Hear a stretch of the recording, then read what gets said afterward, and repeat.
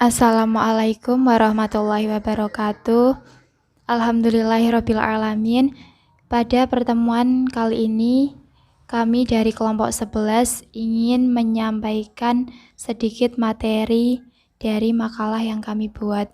Sebelumnya, terima kasih kepada Bapak Ali Romadhoni dan teman-teman sekalian. Perkenalkan, nama saya Hulatul Firdaus.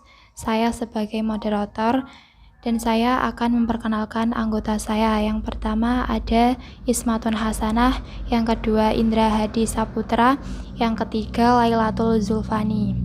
Baiklah, langsung saja. Materi yang pertama akan disampaikan oleh saudara Ismatun Hasanah. Waktu dan tempat kami persilahkan. Assalamualaikum warahmatullahi wabarakatuh. Saya Ismatun Hasanah. Di sini saya akan sedikit menjelaskan tentang pengertian qawaid fiqhiyah. Qawaid fiqhiyah merupakan bentuk jamak dari kaidah yang kemudian dalam bahasa Indonesia disebut dengan istilah kaidah yang berarti aturan atau patokan. Kaidah bisa berarti al-asas, yang artinya dasar atau fondasi, al-qanun peraturan dan kaidah dasar, dan al-mabda prinsip, dan al-nasak metode atau cara. Sedangkan menurut istilah, fikih adalah ilmu yang menerangkan hukum syara' yang bersifat amaliyah atau praktis, yang diambilkan dari dalil-dalil yang tafsili atau terperinci. Jadi, dari semua uraian di atas dapat disimpulkan bahwa qawaidul fiqhiyah adalah suatu perkara kulli, kaidah-kaidah umum yang berlaku pada semua bagian-bagian atau cabang-cabangnya yang banyak, yang dengannya diketahui dengan hukum-hukum cabang itu. Sekian penjelasan dari saya. Terima kasih. Mohon maaf apabila ada kesalahan. Terima kasih. Wassalamualaikum warahmatullahi wabarakatuh. Waktu saya persilahkan kepada moderator. Assalamualaikum warahmatullahi wabarakatuh. Pemateri yang kedua yaitu saya sendiri. Perkenalkan, nama saya Hulatul Firdaus dengan NIM 201060111172. Saya akan menerangkan sedikit materi tentang perkembangan sejarah qawaid fikih. Pada zaman Nabi Muhammad SAW berlangsung selama 22 tahun lebih atau 610 sampai dengan 632 Hijriah, dan zaman tabi'in serta tabi'in yang berlangsung selama 250 tahun. Dianggap sebagai zaman kejumudan karena tidak ada lagi ulama pendiri madhab. Ulama pendiri madhab terakhir adalah Ibnu Jarir al-Tabari yang mendirikan madhab Jaririyah. Dengan demikian, ketika fikih telah mencapai puncak kejayaan, kaidah fikih baru mulai dibentuk dan ditumbuhkan. Ciri-ciri kaidah fikih yang dominan adalah jawami al-kalami atau kalimat ringkas tapi cakupan maknanya sangat luas. Atas dasar ciri dominan tersebut, ulama menetapkan bahwa hadis yang mempunyai ciri-ciri tersebut dapat dijadikan kaidah fikih. Oleh karena itu, periodisasi sejarah kaidah fikih dimulai sejak zaman Nabi Muhammad SAW. Pada masa zaman sahabat Nabi, karena turut serta membentuk kaidah fikih, para sahabat dapat membentuk kaidah fikih karena dua keutamaan, yaitu mereka adalah murid Rasulullah SAW dan mereka tahu situasi yang menjadi turunnya wahyu, dan terkadang wahyu turun berkenaan dengan mereka. Pada zaman tabi'in selama 250 tahun. Di antara ulama yang mengembangkan kaidah fikih pada generasi tabi'in yaitu Abu Yusuf Ya'qub bin Ibrahim.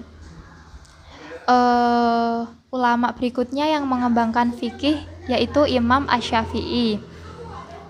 Dan ulama berikutnya yaitu Imam Ahmad bin Hambal. Dan yang terakhir ulama berikutnya yaitu Muhammad bin Al-Hasan Asy-Syaibani. Sekian materi yang bisa saya sampaikan. Apabila ada salah kata, mohon dimaafkan. Wassalamualaikum warahmatullahi wabarakatuh.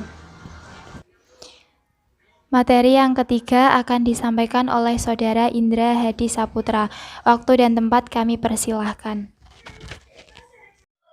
Assalamualaikum warahmatullahi wabarakatuh.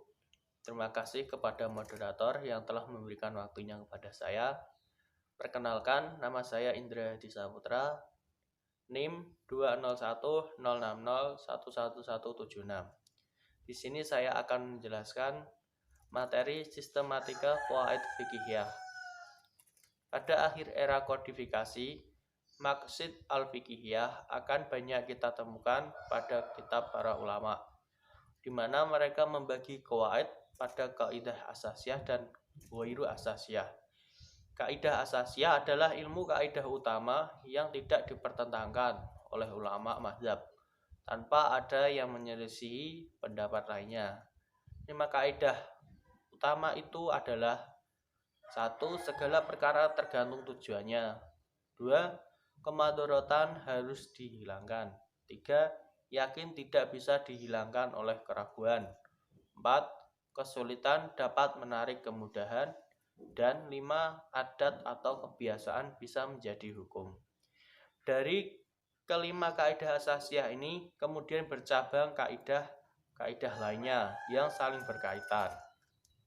Selain kaidah asasiyah, ada pula kaidah ghairu asasiyah yang menjadi pelengkap di beberapa qadiyah. Dalam beberapa referensi ada yang menyebutkan jumlahnya adalah 40 untuk kaidah non asasiyah yang tidak diperselisihkan dan 20 yang diperselisihkan. Dan ada perbedaan antara qawaid fiqhiyah dan usuliyah. Perbedaan tersebut antara lain: 1. Kaidah usuliyah pada hakikatnya adalah kaidah istidlaliyah yang menjadi wasilah para mujtahid dan istinbat sebuah hukum syariah amaliyah. Yang kedua, kaidah usuliyah dalam teksnya tidak mengandung rahasia-rahasia syar'i, tidak pula mengandung hikmah syar'i, sedangkan kaidah fikihiyah dari teks terkandung kedua hal tersebut. Maka tepat bila dikatakan bahwa kaidah fikihiyah menjadi interpretasi dari dalil dengan konotasi umum. Yang ketiga, perbedaan antara kaidah usuliyah dan kaidah fikihiyah pun bisa dilihat dari maudhu'nya. Jika kaidah usuliyah maudhu'nya dalil-dalil sam'iyah, sedangkan kaidah fikihiyah maudhu'nya perbuatan mukallaf, baik itu pekerja atau perkataan, seperti sholat, zakat, dan lain-lain. Yang keempat, kaidah-kaidah usuliyah lebih umum dari kaidah-kaidah fikih. Yang terakhir, perbedaan yang sangat signifikan dalam redaksional keduanya. Demikian yang dapat saya sampaikan. Mohon maaf jika ada kesalahan dan kekurangan. Saya minta maaf sebesar-besarnya. Sekian. Assalamualaikum warahmatullahi wabarakatuh. Baiklah, terima kasih kepada pemateri yang ketiga. Selanjutnya, materi yang terakhir akan disampaikan oleh Saudari Lailatul Zulfani. Waktu dan tempat kami persilahkan. Assalamualaikum warahmatullahi wabarakatuh. Terima kasih kepada moderator yang telah memberikan waktunya kepada saya. Saya Lailatul Zulfani dengan NIM 2010-60-11-18-3 ingin menyampaikan materi tentang urgensi qawaid al-fiqhiyah. Qawaid al-fiqhiyah telah disepakati menduduki kedudukan kedua dalam disiplin ilmu syariah setelah usul fikih. Dalam berpegangan kepada rambu-rambu yang tertera di dalamnya, para mujtahid akan lebih sistematis dalam mengambil kesimpulan hukum atas suatu masalah, yakni dengan menggolongkan masalah pada lingkup suatu kaidah besar yang nanti dicabangkan pada kaidah-kaidah lain. Selanjutnya, dinukil dari pendapat Imam Al-Qarafi bahwa seorang faqih tidak akan besar pengaruhnya tanpa berpegang kepada ilmu kaidah fikih. Karena jika tidak demikian akan berpengaruh pada hasil ijtihadnya yang bertentangan dengan dalil-dalil yang kuli. Maka dengan menguasai bidang dan klarifikasi kawaid fikih akan mudah menguasai furu-furunya. Terlebih di era modern ini, kita banyak dihadapkan dengan permasalahan-permasalahan kontemporer yang mau tidak mau harus bersentuhan dengan ranah fikih. Tak jarang dari sejumlah perkara baru tersebut belum ditemukan hukumnya karena dalil spesifik dari nusu tidak ditemukan. Sebagai contoh, jenis kredit yang diharamkan tidak ditemukan nusul yang spesifik dengan teknisnya. Dari situ, ulama sepakat bahwa kredit yang diharamkan adalah apabila terjadi pengambilan manfaat terlebih dari akad jual beli normal dan apabila ada ketidakjelasan terhadap total harga dalam pembayaran angsuran serta persyaratan yang menimbulkan goror seperti konsekuensi bunga sekian persen bila jatuh tempo masa pembayaran. Contoh lain terjadi dalam transaksi bai salam atau jual beli dengan pembayaran lunas di muka.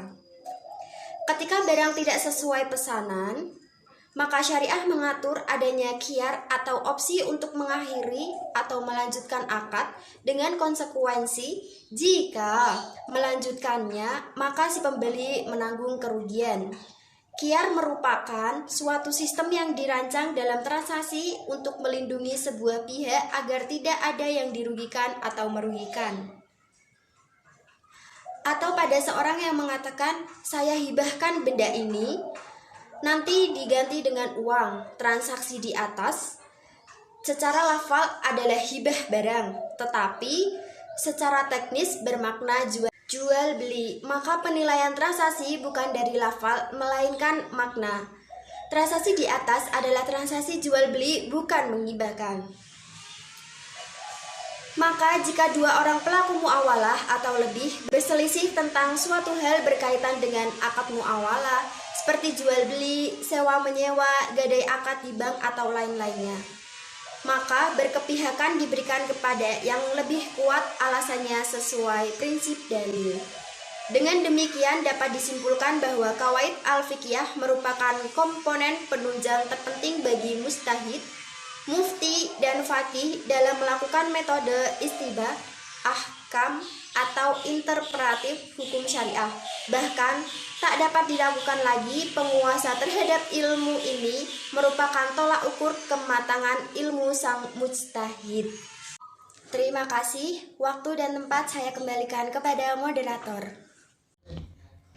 Terima kasih kepada pemateri yang terakhir. Saya selaku moderator ingin meminta maaf sebesar-besarnya apabila ada salah kata yang disengaja maupun tidak disengaja. Sekian materi yang bisa kami sampaikan, kurang lebihnya kami mohon maaf. Wassalamualaikum warahmatullahi wabarakatuh.